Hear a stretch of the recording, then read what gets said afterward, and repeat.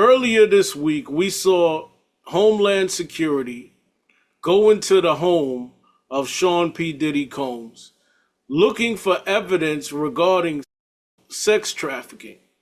And my question with all of this is, how the hell does this man have time?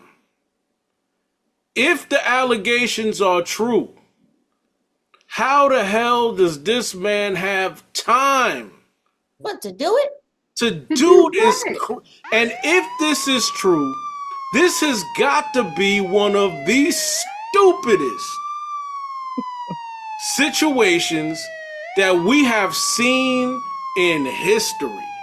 Do you know that in this world that time is money, or money is time? And he got plenty of that. Yep. You got people doing He it don't for really. He's at a stage where he don't have to work as hard as you think he's in the boardrooms working. You know what I mean? This man is notorious for throwing parties. They talk about his parties all of the time. I live on Long Island. He has Southampton parties. Like, so that's not like, where does he have the time? The same time he has for throwing all these parties that he throws all the time for every little thing. It's the beginning of summer, white party. It's the end of summer, black party. It's the it's all, he does this. This is what Diddy does. He's actually more well known for parties now. He be chilling. Mm-hmm. When the feds investigate a case, we always hear the words, "We will not comment on an ongoing investigation," right?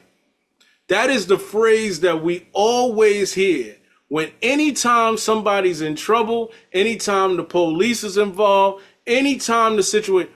I found it so crazy, number one, that a Homeland Security agent would put out the information that he put out, which is to say, I can't remember the quote, but the allegations around the case are concrete. This is a Homeland Security agent, it's well documented, that this man said, and not only did he say it, but he remained anonymous. He said the allegations around this case is concrete. He didn't say evidence. He said allegations. First of all, what do y'all think? They have to have something. They have something. They absolutely do. They have to have something serious to have the feds involved and knocking on doors. And so there is something there. We don't know what the there is. Not only that, they said he's the subject of an investigation too. Yeah, well, that subject is that that Tupac investigation. They locked up that man Keefy D. Keefy D is singing like a bird. There are two music execs for two major music companies. I forget the name who they are. They are saying they are suing Little Rod, and they are suing trying to get Little Rod's lawyers disbarred because of the frivolous allegations. I didn't know that part. Yes, that's also a thing. Wow. But we know, first of all, when the feds come to your house, it don't mean because they don't charge you then that they ain't gonna charge you.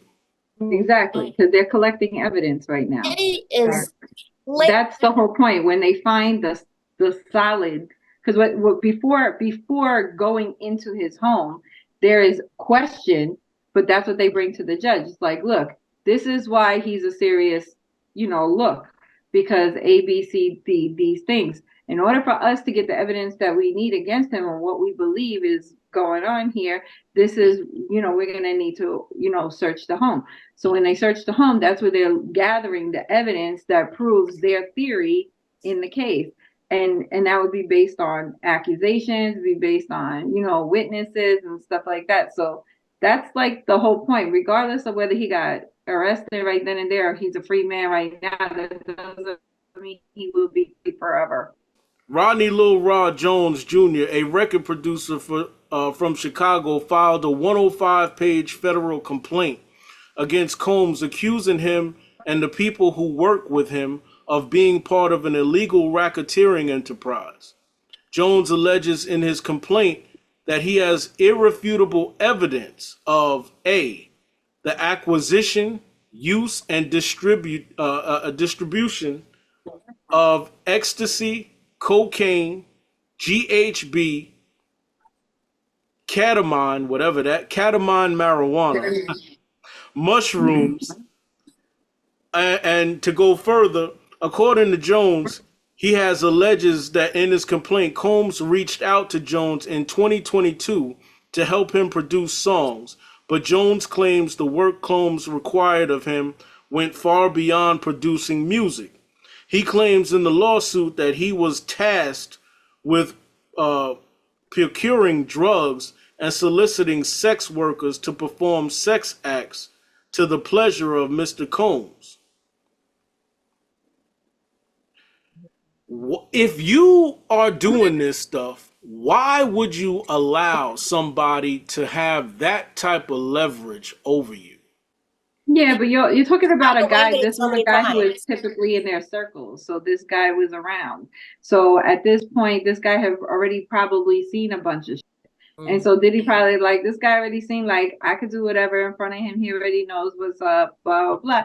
Not knowing that this is all going to come back and smack him in the face eventually. So it doesn't mean like, oh, just because he did it in front of somebody, you know, whatever. I mean, isn't that what happens? So like, not street. Yeah, but like, doesn't that happen all the time? I tell these kids that be on the street corners and stuff, like, you know, watch what you're doing. That's crazy, you know, whatever. And they'll be like, you know, we're good. We don't get caught or whatever. I'm like, everybody thinks they're invincible until they're not invincible no more.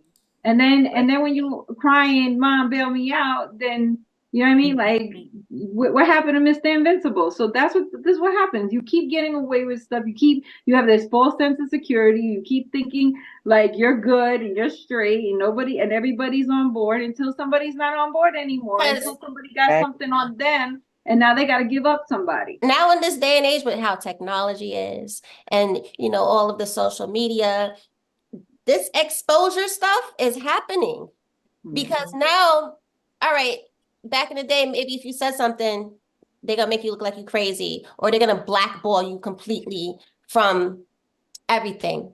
But now I'm saying what I got to say and this person going to jump in and say what they got to say and everybody's going to hear it. Right. At the same time, if you've been around somebody for 13 years, and if you've been around somebody for 15 years, and you knew that this was going on,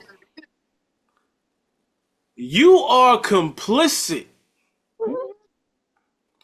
When you crying, now you crying because maybe things didn't go your way.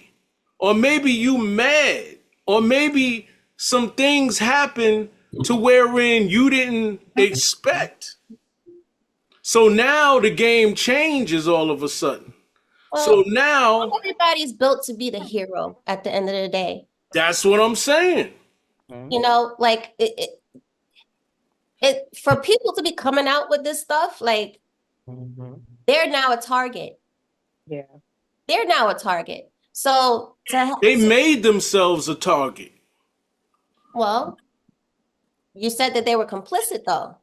So now they're coming out of the woodworks because they feel a little bit protected somehow, some way. Right? Is that because we all know now, like we could put it all out there for the world to see, for the world to know. They feel some sense of security that they may not have felt before. Nah, son. If you saying that, yo, if you saying that, yo, you know what I'm saying, you seen kids. If you saying now that, yo, you seen people getting raped. Nah, son. Nah. People are saying that this thing is bigger than Diddy. It is. Oh, it is. It's about fortune and fame, okay? Fortune and fame and an agenda that's behind it, yes.